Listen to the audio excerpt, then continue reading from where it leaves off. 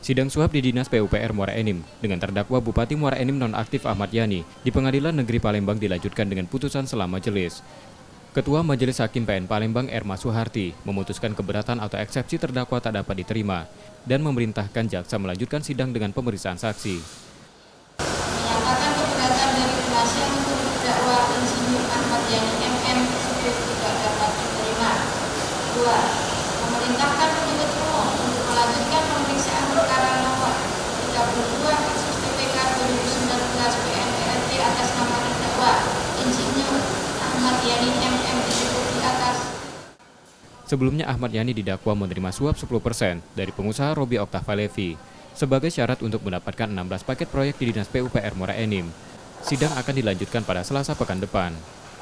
Rizky Nurmizan, Kompas TV, Palembang.